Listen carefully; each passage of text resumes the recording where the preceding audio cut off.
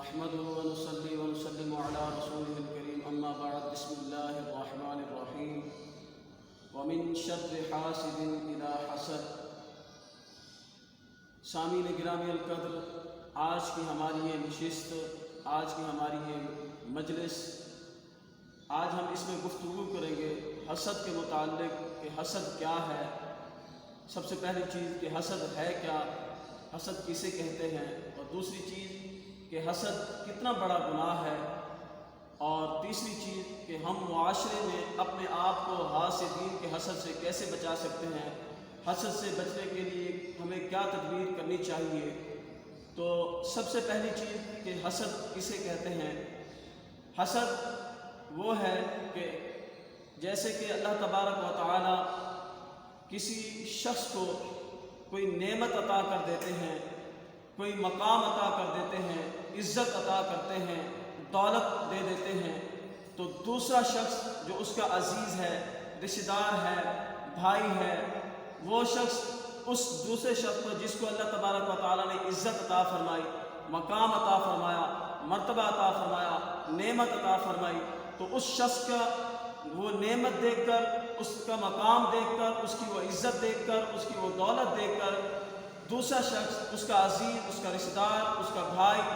اپنے دل میں یہ تمنا کرتا ہے، اپنے دل میں یہ جذبات رکھتا ہے کہ اللہ تبارک و تعالیٰ میرے اس بھائی سے یہ نعمت، یہ مقام، یہ مرتبہ، یہ عزت، یہ دولت چھین لے،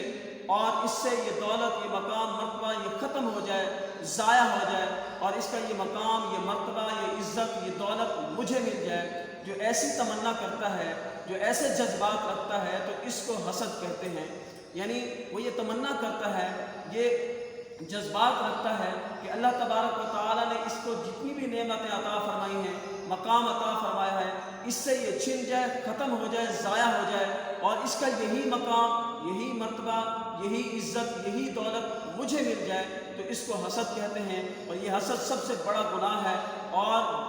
دل کی سب سے بڑی بیماری بھی حسد ہی ہے. حسد دل کی سب سے بڑی بیماری ہے. اور اسی طرح ایک اور چیز ہے جس کو رشک کہتے ہیں.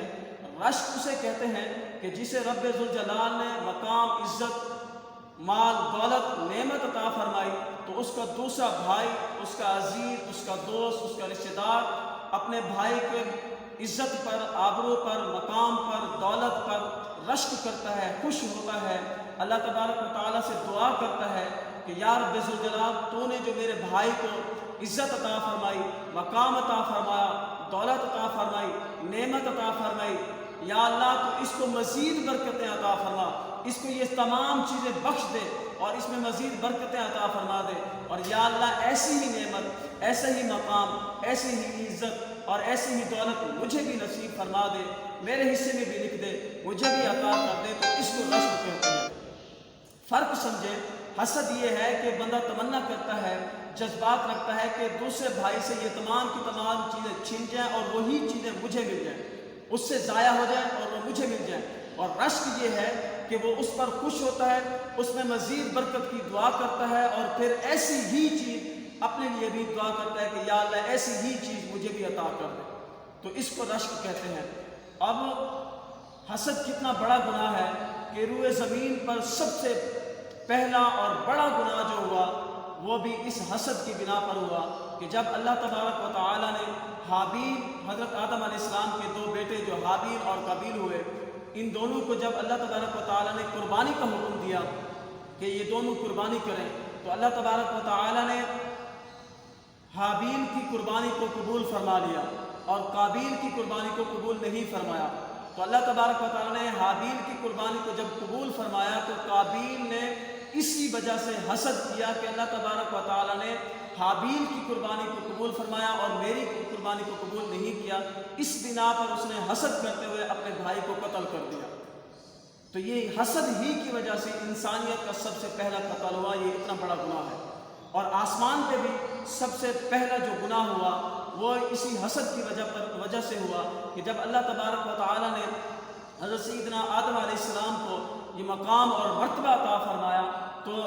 ابلیس نے حسد کرتے ہوئے کہ یہ مقام اور یہ مرتبہ مجھے ملنا چاہیے تھا. اللہ تبارک و تعالیٰ نے آدم علیہ السلام کو یہ مقام اور یہ مرتبہ عطا فرمایا، تو اسی وجہ سے اس ابلیس نے حسد کیا، اس حسد کی بنا پر وہ گناہ کا مرتکب ہوا اور ہمیشہ کے لیے اللہ تبارک و تعالیٰ نے اس ابلیس کو لعنتی ٹھہرا دیا۔ تو یہ ہے اتنا بڑا گناہ ہے۔ حدیث پاک میں آتا ہے اللہ تبارک و تعالیٰ کے پیارے محبوب نبی کریم رؤوف رحیم صلی اللہ علیہ وسلم نے فرمایا کہ حسد انسان کو ایسے کھا جاتا ہے جیسے سوکھی لکڑی کو آگ جلا دیتی ہے۔ انسان کو حسد اندر سے کھوکھلا کر دیتا ہے، انسان ختم ہو جاتا ہے، دل ہی دل میں کڑتا رہتا ہے، جلتا رہتا ہے، اپنے آپ کو انسان ختم کر دیتا ہے۔ اب اس سے بچنے کی تدبیر کیا ہے؟ ہم معاشرے میں اپنے آپ کو حاسدین کے حسد سے کیسے بچا سکتے ہیں؟ تو اس کا حل بھی رب ذوالجلال نے خود قرآن پاک میں ارشاد فرمایا۔ اللہ تبارک و تعالیٰ فرماتے ہیں کہ جو شخص کثرت سے سورۃ الفلق کی تلاوت کرتا ہے، جو تیسرے پارے کی سب سے آخری سے پہلی جو سورت ہے سورۃ الفلق، جو شخص کثرت سے اس سورت کی تلاوت کرتا ہے، ذکر کرتا ہے، تو اللہ تبارک و تعالیٰ اس سورت کی وجہ سے، اس ذکر کی وجہ سے اس شخص کو حاسدین کے حسد سے محفوظ رکھتا ہے اور شیاطین کے شر سے اللہ تبارک و تعالیٰ اس شخص کو محفوظ رکھتا ہے۔ اللہ تبارک و تعالیٰ سے دعا ہے کہ اللہ تبارک و تعالیٰ ہم سب مسلمانوں کو حاسدین کے حسد سے محفوظ رکھے اور شیاطین کے شر سے محفوظ رکھے۔ وما علیہ الا البلاغ المبین۔